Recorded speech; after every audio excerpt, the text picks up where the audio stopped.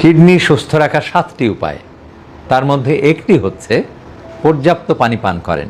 পর্যাপ্ত বলতে কিন্তু একদম যে 4 লিটার 5 লিটার 6 লিটার এরকম নয়, মাপযোগ করে নয়। আপনার যে পরিমাণ খেলে আপনার কিডনি ভালো থাকবে, শরীর ভালো থাকবে, সেই পরিমাণ। এই পরিমাণটা নির্ধারণ করবেন কিভাবে? একটাই উপায়, সেটা হলো পিপাসা। আপনার পিপাসা লেগেছে, চেপে না থেকে পানি পান করুন।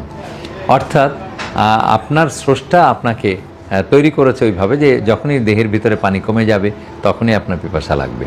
আর পানির পরিমাণ আমরা বলতে পারি না, বরং প্রস্রাবের পরিমাণ বলতে পারি। কমপক্ষে 1.5 লিটার প্রস্রাব প্রত্যেক দিন। তো 1.5 লিটার প্রস্রাব করতে গিয়ে একজন সুস্থ মানুষের কতখানি পানি খেতে হবে? আমার মতো মানুষ যারা ঘরের মধ্যে এসির মধ্যে সারাক্ষণ থাকে, তারা 1.5 থেকে 2 লিটার পানি খেলেই 1.5 লিটার প্রস্রাব হবে। কিন্তু যারা রোদ্রে কাজ করছে, দরদর করে ঘামছে মাঠে ঘাটে কলকারখানায়, তাদের তো দ্বিগুণ পরিমাণ, 3 লিটার 4 লিটার খেলেই তাদের 1.5 লিটার প্রস্রাব হবে। আর যাদের কিডনিতে অসুখ হয়েছে, মানে পাথরের মতন রোগ হয়েছে, কিডনি পাথরই হয়েছে, তাদেরকে আমরা বলি কমপক্ষে 2 লিটার প্রস্রাব তৈরি করতে হয়। তো 2 লিটার প্রস্রাব হয় এই পরিমাণ পানি। তাহলে পানির পরিমাণ কিন্তু আমরা বলছি না, কিন্তু অনেক ডাক্তার আপনাকে বলে দেবে 4 লিটার পানি খান।